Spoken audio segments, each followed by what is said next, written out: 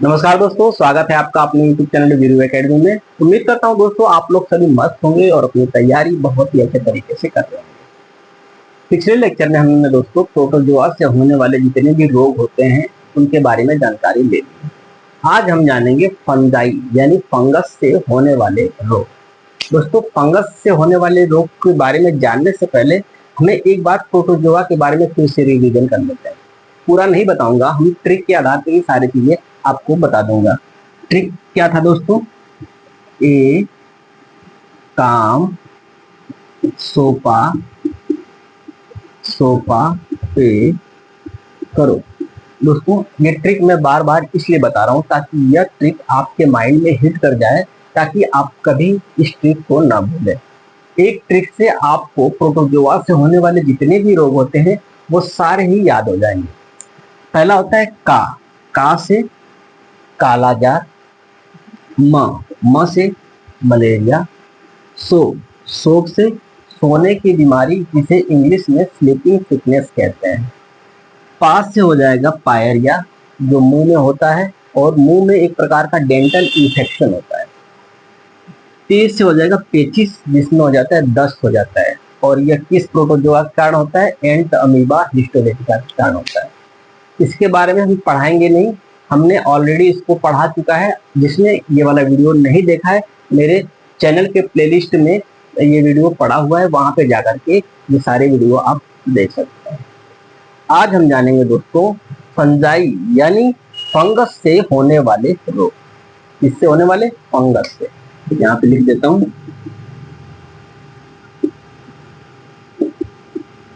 दिखाई दे रहा है? दिखाई दे रहा है दोस्तों? बिल्कुल दिखाई दे रहा है। चलिए, फंगस क्या होता है, फंजाई क्या होता है? दोस्तों, फंजाई एक प्रकार का माइक्रो ऑर्गेनिज्म होता है। इसको देखने के लिए हमें माइक्रोस्कोप की भी जरूरत पड़ती है और नग्न आंखों से भी हम देख लेते हैं। कुछ फंजाई ऐसे होते हैं जो हमारे सेहत के लिए लाभदायक होते हैं, और कुछ फंजाई ऐसे होते हैं जो हमारे सेहत को नुकसान पहुंचाते हैं। बात कर लेते हैं फंजाई कौन होते हैं जो हमारे सेहत के लिए लाभदायक होता है। तो मशरूम का आपने नाम सुना होगा और खाया भी होगा। दोस्तों, मशरूम जो होता है एक प्रकार का फंजाई ही होता है जो हम खाते हैं, जिससे हमें बहुत ही अधिक मात्रा में प्रोटीन प्राप्त होता है। ठीक है, अब हम यहाँ पे उसके बारे में नहीं जानेंगे जो हमें फायदा पहुंचाता है। हम ये जानेंगे कि कौन सा फंजाई ऐसा है जो हमें हमें हमारे बॉडी को नुकसान पहुंचाने का काम करता है। दोस्तों, फंजाई के बारे में आपने जान लिया। यह एक प्रकार का माइक्रो ऑर्गेनिज्म है जो प्लांट में, एनिमल में और इंसानों में भी डायरेक्ट इम्पैक्ट करता है। उसे किसी कैरियर यानी वाहक की जरूरत नहीं होती।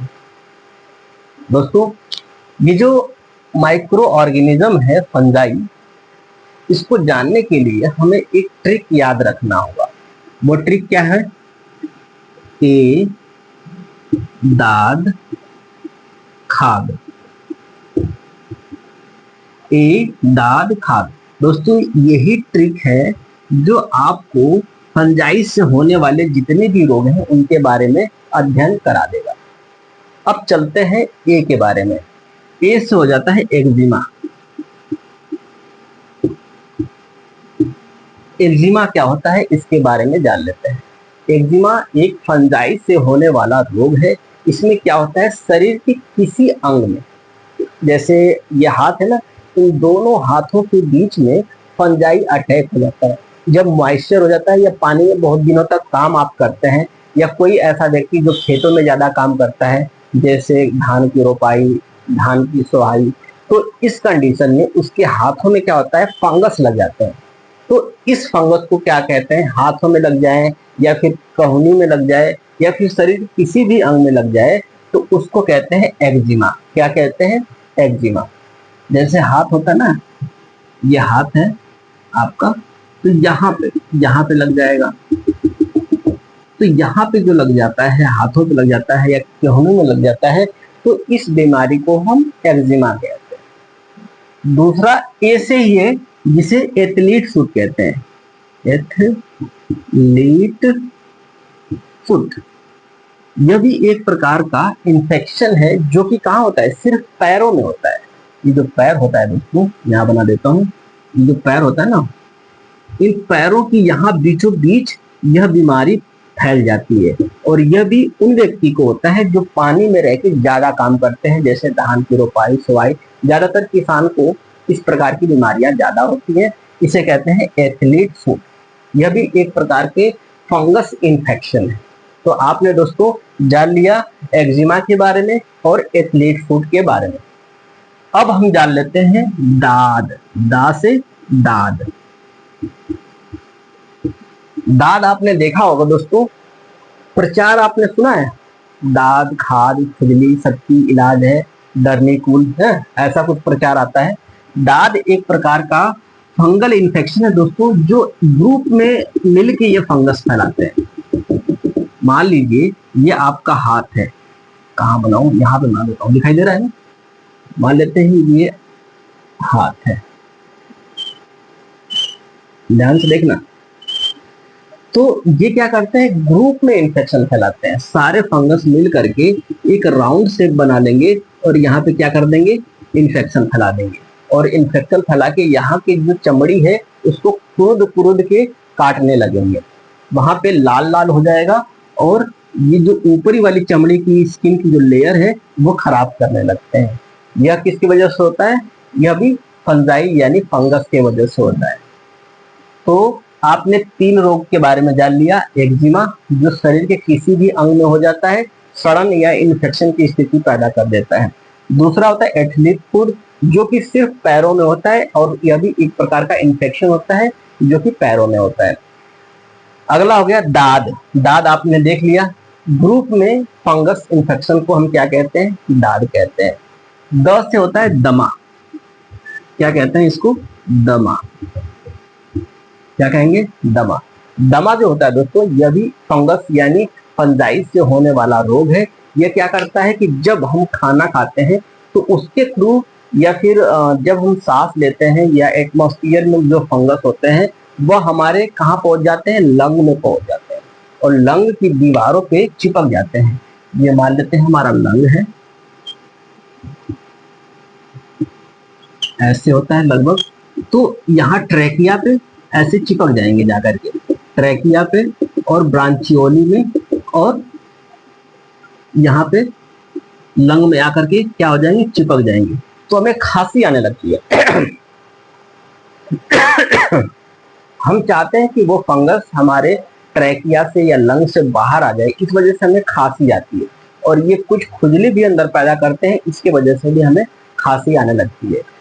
जो दमा होता है ये ज्यादातर बुजुर्ग जो होते हैं उनमें ज्यादा होता है। जो एडल्ट होते हैं, जवान होते हैं, जैसे हमारे और आपके जैसे जो लोग होते हैं, उनके अंदर इतना पावर होती है और फेफड़ों में इतना दम होता है कि वह खार के उन सारे फंगस या उन सारे फंजाई को बाहर निकाल देते हैं। जबकि बूढ़े बुजुर्ग होते हैं जो, उनके अंदर ट्रेकिया में उतना ताकत नहीं रह जाती है कि वो सारे फंजाई को या फंगस को बाहर निकाल सके। तो आपने जान लिया दोस्तों, एक्जिमा जो पूरे शरीर में होता है, एथलीट फुट जो कि सिर्फ पैरों में होता है, दाद ग्रुप ऑफ फंगस इन्फेक्शन होता है जो किसी एक अंग में होता है हमारे बॉडी के, दमा जो कि ट्रेकिया में होता है या फिर लंग में होता है, खास हो जाएगा खाज। ये जो होता है दोस्तों बड़ा दुखदाई होता है। अब दुखदाई कहने का मतलब कैसे,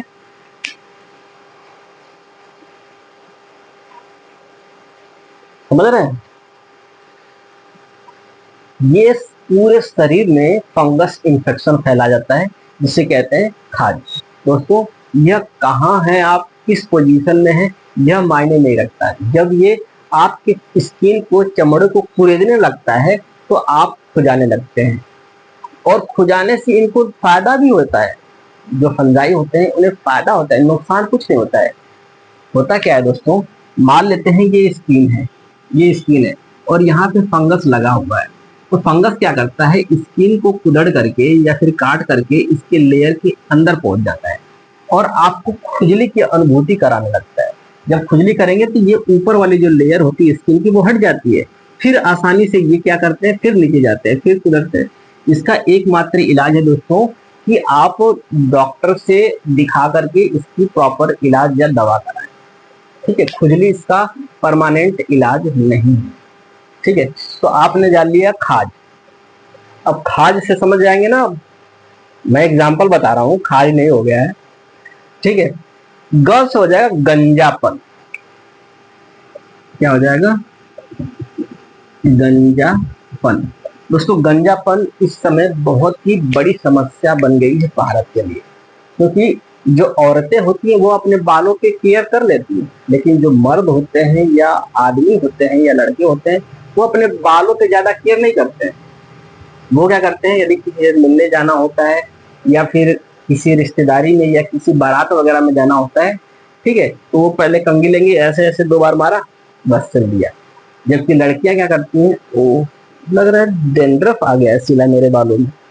ठीक है, तो वो क्या करेगी, अरे एक काम करो ना, मेरे बालों को थोड़ी सी सफाई कर दो, या ढील हो गया थोड़ी ढील दे दो, हाँ? या फिर थोड़ी कंघी कर दो, या फिर डैंड्रफ हो गया थोड़ी शैम्पूल वगैरह लगा दो ना। तो वो अपने बालों का प्रॉपर तरीके से ध्यान रखती है। इस वजह से औरतों में गंजापन कम होता है। एक क्वेश्चन भी आया था आप ही लोगों से किसी एक का, कि औरतों में गंजापन क्यों नहीं होता है? क्योंकि वो अपने बालों का काफी ख्याल रखती है। यदि आप अपने बालों का ज्यादा ख्याल रखने लगे तो आप भी गंजा नहीं होंगे। गंजे होने के पीछे कई रीजन है।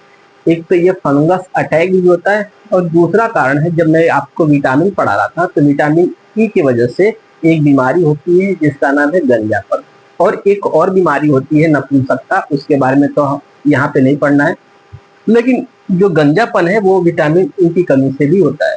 तो आपको यदि गंजापन से इलाज या छुटकारा चाहते हैं तो सबसे पहले आप इस फंगस का इलाज करिए, फिर इसके बाद जो विटामिन ई की कमी हुई है आपके बॉडी में वो विटामिन ई की पूर्ति कर लीजिए। ठीक है, तो दोस्तों ये रहा फंजाई यानी फंगस से होने वाले जो मुख्य रोग हैं उनके बारे में। उम्मीद करता हूँ ये वीडियो आपको पसंद आया होगा। वीडियो पसंद आया हो तो चैनल को सब्सक्राइब करके बेल आइकन दबाना बिल्कुल ना भूलें, ताकि मेरे द्वारा भेजे गए वीडियो का नोटिफिकेशन सबसे पहले आपके पास पहुंचे और जिससे आपका नॉलेज इंप्रूव हो। तो दोस्तों आज के लिए बस इतना ही। मिलेंगे कल नए उमंग, नए तरंग और नए जोश के साथ। तब तक के लिए जय